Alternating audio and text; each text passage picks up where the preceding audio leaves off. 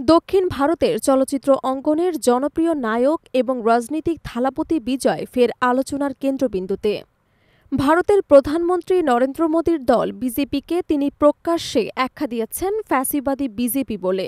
এমনকি এই আদর্শগত শত্রুর বিরুদ্ধে যুদ্ধ ঘোষণা করেই ২০২৬ সালের তামিলনাড়ু বিধানসভা নির্বাচনের দামামা বাজিয়ে দিলেন বিজয়। তামিল রাজনীতিতে চলচ্চিত্র তারকাদের প্রভাব নতুন নয়। এন.টি. রামারাও, জয়ললিতা কিংবা কমল হাসান সবাই একসময় জনপ্রিয়তা থেকে সরাসরি রাজনীতির ময়দানে নেমে ভোটারদের মন জয় করেছেন। সেই ধারাবাহিকতায় এবার নতুন দিগন্ত উন্মোচন করলেন থালাপতি বিজয়। গত বৃহস্পতিবার মাদুরাইয়ে পারাপাথিতে তার দল তামিলাগা ভেট্রি কাজাগামের দ্বিতীয় রাজ্য সম্মেলনে হাজার হাজার সমর্থক জমায়েত হন।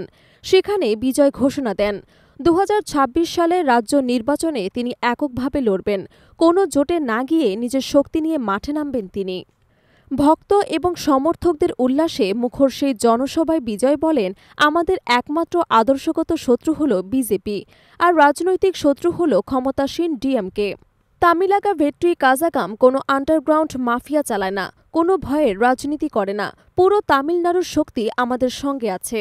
তিনি আরও ঘোষণা দেন, চলুন আমরা ফ্যাসিবাদী বিজেপি এবং বিষাক্ত ডিএমকের বিরুদ্ধে যুদ্ধ ঘোষণা করি। আপনারা হয়তো ভাবছেন ২০২৯ সাল পর্যন্ত আমাদের যাত্রা মসৃণ হবে, কিন্তু আমি বলছি তামিলরা কখনো বিজেপির সঙ্গে থাকবে না।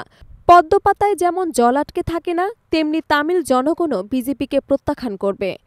রাজনৈতিক পর্যবেক্ষকদের মতে থালাপতি বিজয় এখন চেষ্টা করছেন তার দল টিভিকে তামিল রাজনীতির তৃতীয় শক্তি হিসেবে প্রতিষ্ঠা করতে।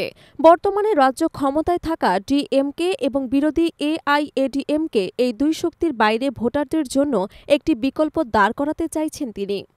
সম্মেলনে দেয়া বক্তব্যে বিজয় নিজেকে তুলনা করেন সিংহের সঙ্গে। তিনি বলেন, সিংহ সবসময় সিংহ, একবার গর্জন করলে তার শব্দ ৮ কিলোমিটার পর্যন্ত কাঁপন তোলে। জঙ্গলে অনেক শিয়াল থাকতে পারে, কিন্তু রাজা থাকে একজনই, আর সিংহই জানে কিভাবে টিকে থাকতে হয়। রাজনীতি প্রবেশের ঘোষণা দেওয়ার পর থেকেই থালাপতি বিজয়ের নজর কেড়েছেন দেশজুড়ে। তিনি আনুষ্ঠানিকভাবে রাজনীতিতে প্রবেশ করেন তামিলাগা ভেট্রি কাজাগাম টিভিকে দল গঠন করে। এবারের নির্বাচনই হতে যাচ্ছে তার প্রথম সরাসরি পরীক্ষা। রাজনৈতিক বিশ্লেষকরা মনে করছেন, তরুণ ভোটারদের মধ্যে তার জনপ্রিয়তা বিরাট। অভিনয়ের পাশাপাশি তার সামাজিক কর্মকাণ্ড তামিলনাড়ুতে আলোচিত। ফলে ২০২৬ সালের নির্বাচনে বিজয়ের উপস্থিতি শুধু বিজেপি বা ডিএমকের জন্যই নয়, পুরো রাজনীতির জন্য বড় চ্যালেঞ্জ হয়ে দাঁড়াতে পারে। অভিনয়ের মঞ্চ থেকে রাজনৈতিক লড়াই, এভাবেই এক নতুন যাত্রা শুরু করলেন থালাপতি বিজয়। আর তার যুদ্ধ ঘোষণার মধ্য দিয়ে ভারতের দক্ষিণী রাজনীতিতে শুরু হলো নতুন এক সমীকরণ।